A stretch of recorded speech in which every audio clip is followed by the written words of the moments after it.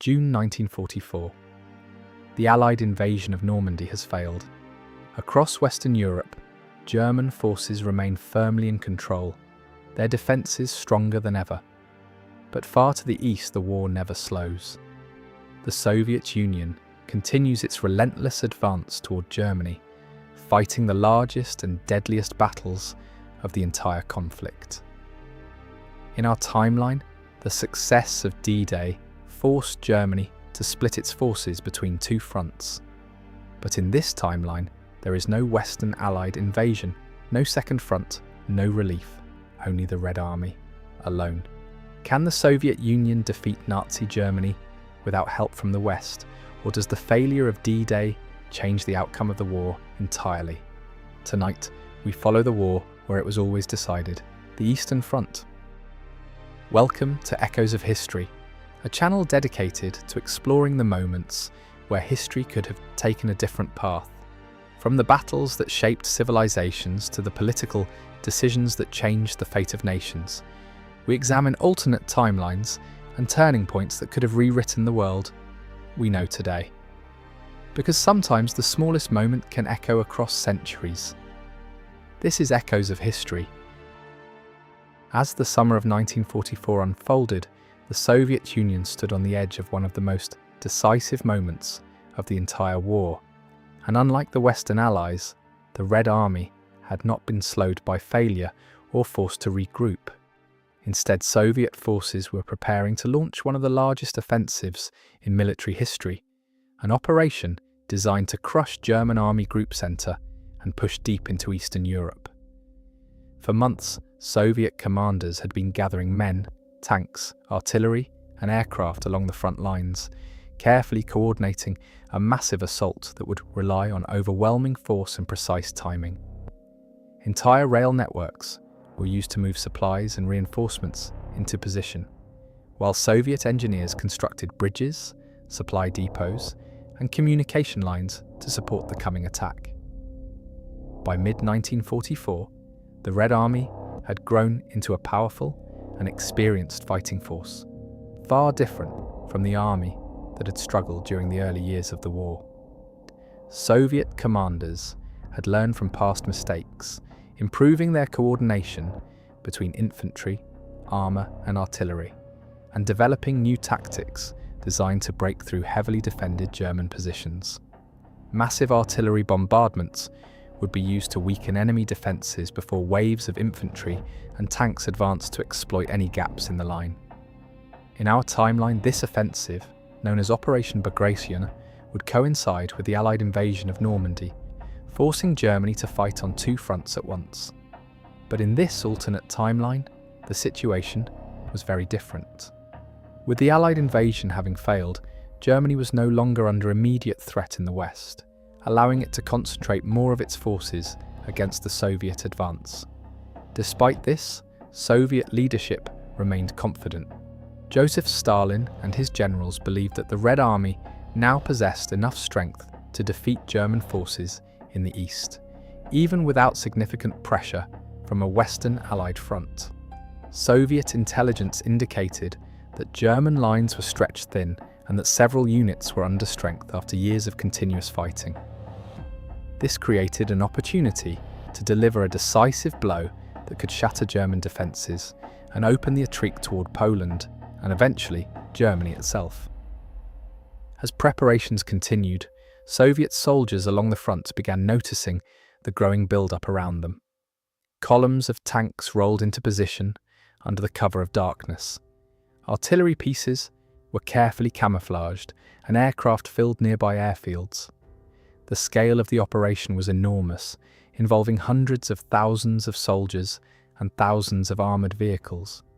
When the offensive finally began, it would strike with a level of force that German defences would struggle to withstand.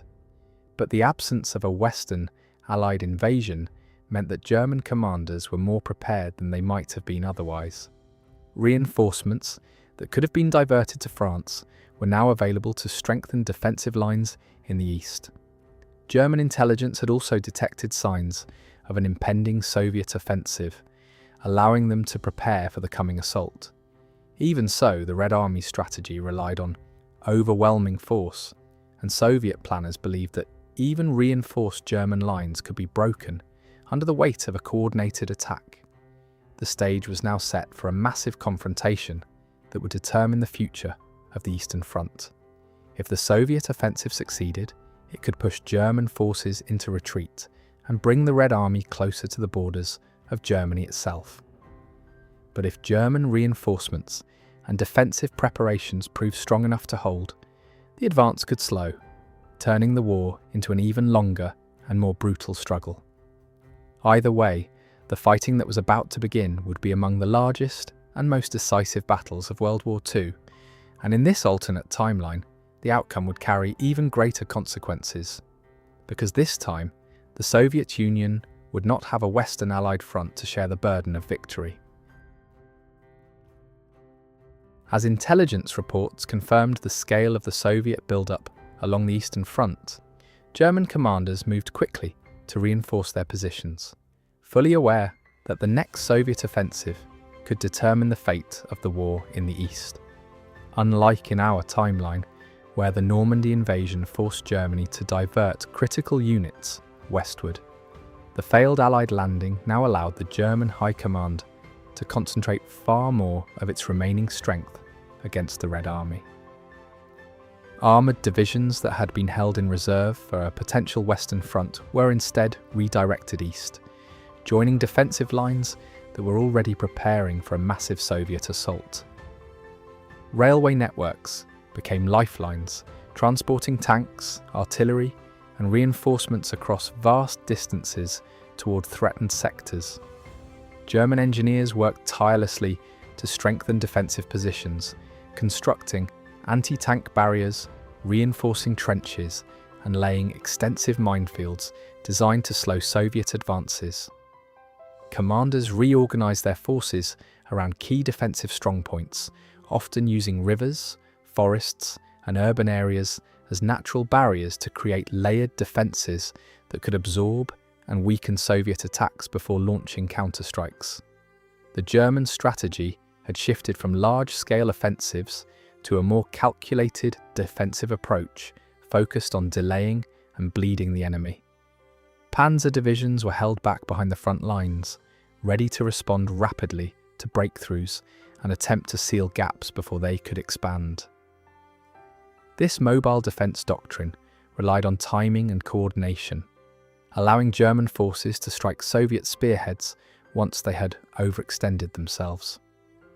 At the same time, German leadership remained under pressure from Adolf Hitler, who often demanded that positions be held at all costs, even when tactical withdrawals might have preserved valuable forces.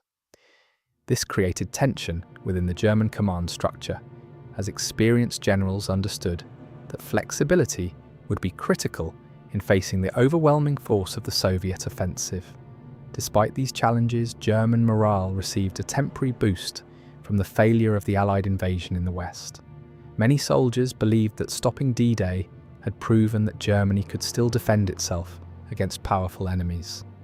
This sense of renewed confidence, combined with the arrival of reinforcements, strengthened the resolve of units preparing to face the Soviet assault. However, underlying problems remained. German divisions were often under strength after years of continuous fighting, and replacements lacked the experience of veteran troops lost earlier in the war. Equipment shortages also continued to affect the Wehrmacht. While German tanks and weapons remained technologically advanced, production could not keep pace with the massive output of Soviet industry. Fuel shortages further limited the mobility of armoured units, reducing their ability to conduct large-scale manoeuvres. Even so, the concentration of forces on the Eastern Front created a situation far different from the one Germany faced in our timeline. Instead of being stretched between two major fronts, German commanders could now focus their attention almost entirely on the Soviet threat. Defensive lines were deeper, reserves were stronger, and response times were faster. As Soviet forces prepared to launch their offensive, they would encounter a German defense that was more concentrated and better organized than expected. The stage was now set for a massive confrontation between two of the largest armies in history. The Red Army would attack with overwhelming numbers and momentum, while German forces would rely on defensive depth, coordination, and counterattacks to hold the line. The outcome of this clash would determine whether Germany could stabilize the Eastern Front or whether the Soviet advance would continue pushing relentlessly toward the heart of Europe. When the Soviet offensive finally began, it did so with overwhelming force, signaling the start of one of the largest and most brutal phases of the war on the Eastern Front. Massive artillery bombardments opened the attack, with thousands of guns firing simultaneously across German defensive positions, shaking the ground and tearing through trenches, bunkers, and supply lines. Entire sections of the front were engulfed in explosions as Soviet forces attempted to break through with sheer firepower. Following the barrage, waves of infantry advanced, supported by large formations of tanks, pushing forward to exploit any weaknesses in the German lines. The scale of the attack was immense, stretching across hundreds of miles of front. In our timeline, German defences were already weakened by the need to shift resources westward to respond to the Allied invasion of Normandy, allowing Soviet forces to achieve rapid breakthroughs. But in this alternate timeline, the situation was very different. German defences were stronger, with additional reinforcements and better prepared defensive positions. As a result, the Soviet advance did not achieve the same immediate level of success. German forces absorbed the initial impact of the offensive more effectively, using layered defences to slow the Soviet push. Minefields and anti-tank obstacles disrupted advancing armoured units, while German artillery returned fire against Soviet formations. When breakthroughs did occur, German panzer divisions moved quickly to counterattack, attempting to isolate and destroy Soviet spearheads before they could expand their gains. These counterattacks often led to intense armoured battles, with tanks clashing across open fields in chaotic engagements. Despite these stronger defences, the Red Army continued to press forward. Soviet commanders committed additional reserves into the fighting, reinforcing areas where progress had been made and maintaining constant pressure on German positions. The strategy relied on relentless attacks designed to exhaust German forces and eventually break their ability to hold the line. Soviet air support also played an important role, striking German positions and supply routes to disrupt their ability to coordinate defences. The fighting spread rapidly across Eastern Europe, engulfing towns, villages, and key transportation hubs. Cities became focal points of intense combat, with both sides recognizing their strategic importance. In many cases, battles for urban areas turned into prolonged struggles, with street-by-street fighting and heavy casualties on both sides. For soldiers on the ground, the scale and intensity of the conflict were overwhelming. Artillery fire was constant, and the noise of battle rarely stopped. Units advanced, retreated, and regrouped repeatedly as the front lines shifted back and forth. Despite the increased strength of German defences, the sheer size and momentum of the Soviet offensive made it impossible to stop everywhere at once. Gradually, the Red Army began to achieve breakthroughs in several sectors, forcing German units to withdraw to avoid encirclement. These withdrawals, while necessary, often led to the loss of territory and further weakened German defensive positions. Over time, the pressure of continuous Soviet attacks began to wear down German forces. Even with reinforcements from the West, Germany faced a difficult reality. The Red Army's numerical superiority and relentless strategy meant that every defensive victory came at a cost. Each battle consumed valuable resources, manpower, and equipment that Germany could not easily replace. As the offensive continued, it became clear that while Germany had managed to slow the Soviet advance, compared to our timeline, it had not been able to stop it entirely. The battle for Eastern Europe had become a grinding war of attrition, where both sides suffered heavy losses, but the overall momentum remained with the Soviet Union. The question now was not whether the Red Army would continue advancing, but how long Germany could continue resisting before its defences finally began to collapse.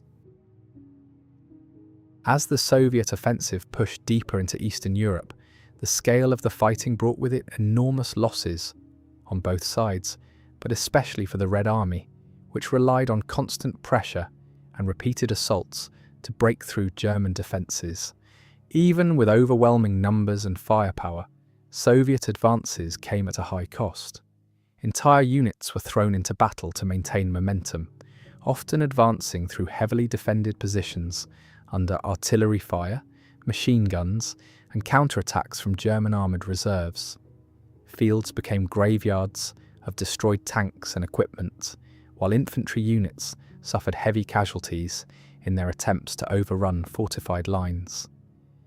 Despite these losses, Soviet commanders remained committed to their strategy. The Red Army had learned that maintaining pressure was essential. If attacks slowed, German forces would have time to regroup, reinforce weak points, and stabilize the front. Instead, Soviet leadership chose to continue advancing, feeding fresh troops and equipment into the fight to replace losses and exploit any breakthrough, no matter how costly it became. In this alternate timeline, the stronger German defences meant that Soviet losses were even higher than in our timeline. Reinforced positions, deeper defensive lines, and more frequent counterattacks slowed the pace of the advance and forced the Red Army to fight harder for every mile gained. However, the key difference remained the same. The Soviet Union could sustain these losses in a way Germany could not. Soviet industry continued producing tanks, artillery, and ammunition in massive quantities, and manpower reserves, though strained, remained far larger than those available to Germany. German units, by contrast, often could not fully replace their losses. Experienced soldiers lost in battle were replaced by younger and less trained recruits, weakening the overall effectiveness of many units. Equipment losses also became harder to recover from, especially as Allied bombing campaigns continued to disrupt production and supply lines.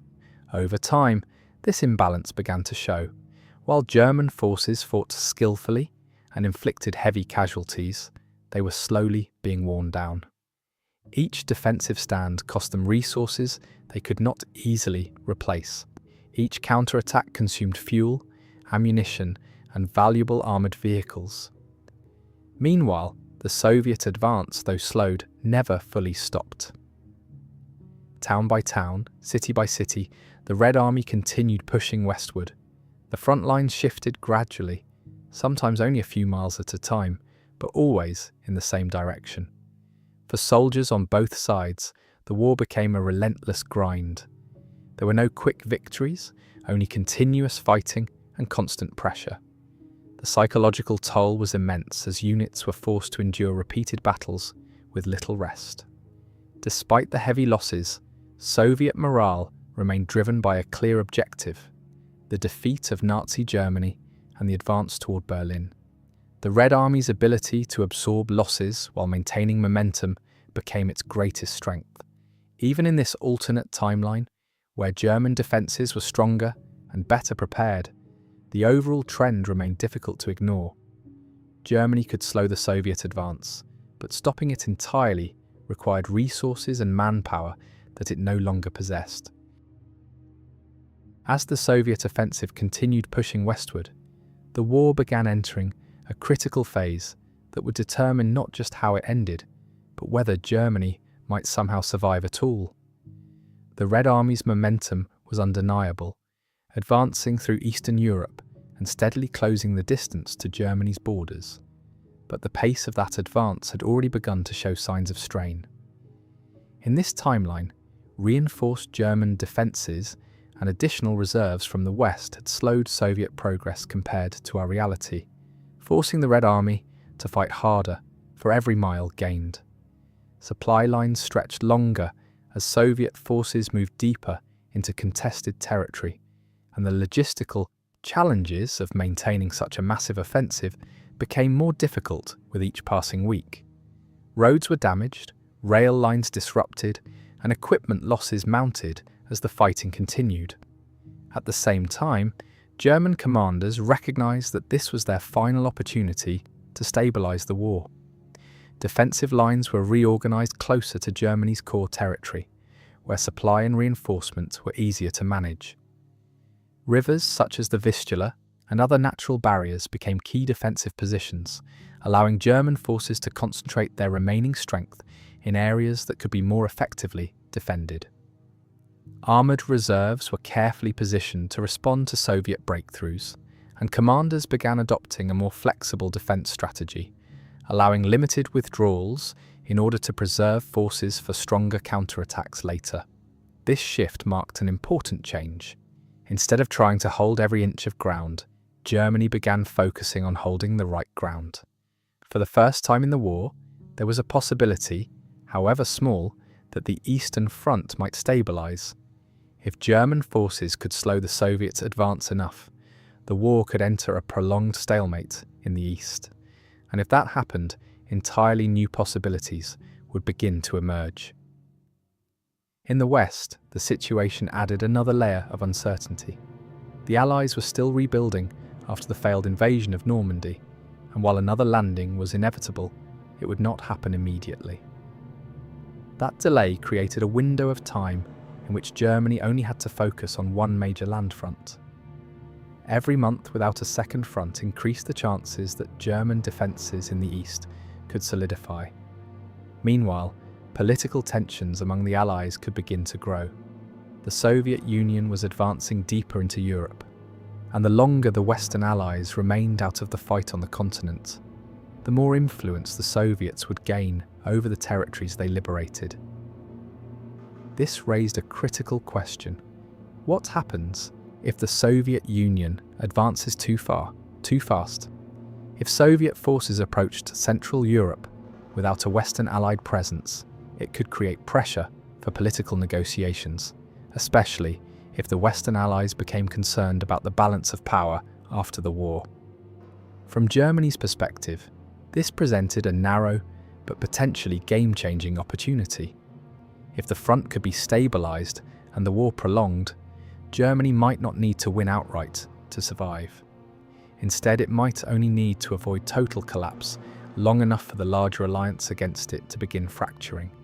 A prolonged war could increase war fatigue among Allied populations, strain political unity, and create conditions where a negotiated settlement, once unthinkable, might become possible. This does not mean Germany was winning. Far from it. The Soviet Union still held the advantage in manpower and momentum, and the Allied industrial machine continued to grow stronger. But for the first time since the early years of the war, there existed a scenario, however unlikely, where Germany might avoid complete defeat. The race toward Germany was no longer just about how quickly the Red Army could advance. It was now also about whether Germany could slow that advance just enough to change the nature of the war itself. If the Soviets broke through quickly, Germany's collapse would remain inevitable. But if the line held, if even for a few critical months, the entire outcome of the war could begin to shift in ways no one had expected. As the Red Army pushed closer to Germany's borders, the central question of this alternate timeline became unavoidable.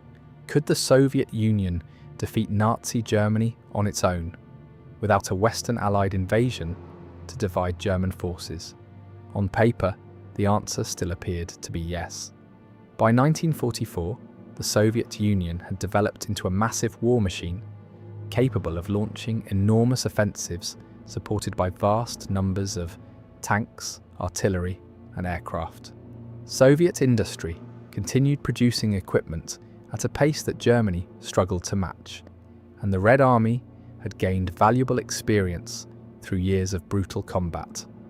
Even with stronger German defences in this timeline, the Soviets retained key advantages in manpower and momentum. However, the situation was no longer as clear-cut as it had been in our timeline. Without a Western front forcing Germany to split its attention, The Wehrmacht was able to concentrate more of its remaining strength in the east. Defensive lines were deeper, reserves were stronger, and counterattacks were more coordinated.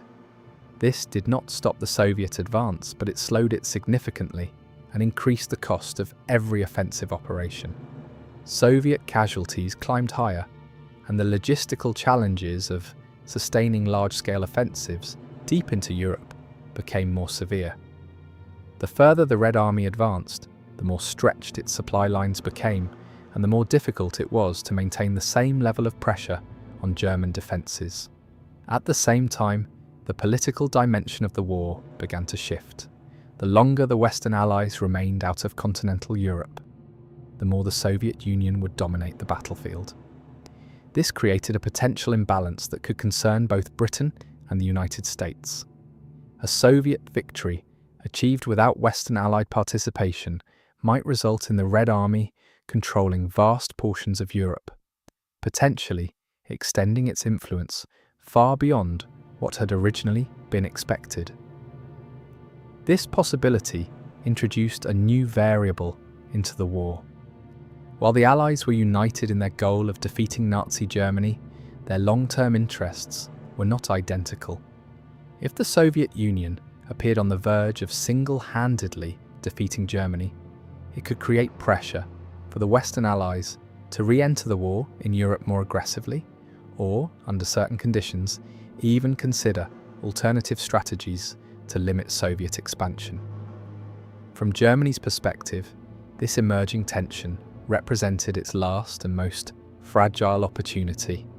Germany did not necessarily need to defeat the Soviet Union outright. Instead, it might only need to avoid total collapse long enough for the alliance against it to begin weakening. If Soviet advances slowed, if casualties continued to rise, and if political concerns among the Western Allies increased, the possibility of a prolonged war or even negotiations could begin to emerge. This was a narrow path, but it was a path that did not exist in our timeline. Still, the challenges facing Germany remained immense. The Soviet Union was still advancing, and even a slower advance could eventually reach the heart of Germany, if not stopped. The Red Army had both the determination and the resources to continue fighting, and every mile gained brought it closer to victory.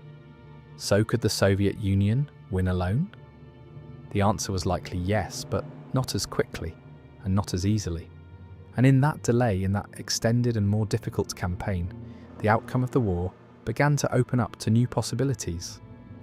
Germany might still lose, as it did in our timeline, but for the first time in this alternate scenario, there existed a narrow and uncertain chance that it might survive, not through victory on the battlefield, but by enduring long enough to change the conditions of the war itself. The failure of D-Day has changed everything, but it hasn't decided the war. The Soviet Union continues its relentless advance, pushing closer to Germany with every battle, but the cost is rising and the pace is slowing. Germany, once on the brink of collapse, has found something it hasn't had in years: time. Time to reinforce its defences, time to concentrate its forces, and just enough breathing room to begin imagining a path, however unlikely, where it doesn't completely fall. But that path is narrow.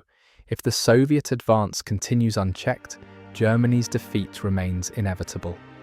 Yet if the front stabilises, even briefly, the entire war could begin to shift. Political tensions could grow, alliances could strain, and a conflict that once seemed certain could become something far more unpredictable. So now the question becomes, does Germany collapse under pressure, or does it manage to hold on just long enough to change the outcome of the war? I want to hear what you think. Do the Soviets push all the way to total victory, or does Germany find a way to survive this moment? Let me know in the comments. I read every single one. If you're enjoying this alternate history series, make sure to like the video and subscribe to Echoes of History for the next episode. Because in the next part, we begin to explore what happens if Germany actually manages to hold the line, and what that means for the future of the entire world. History is full of moments where everything could have changed. If you enjoyed exploring this alternate timeline, let me know what you think in the comments below. What other turning points in history should we explore next? If you enjoy alternate history and stories about the decisions that shaped our world, make sure to like this video and subscribe to Echoes of History so you don't miss future episodes. And if you're curious about how history might have unfolded differently in another moment, be sure to check out the next video on the channel, because sometimes the smallest moment can echo through history forever.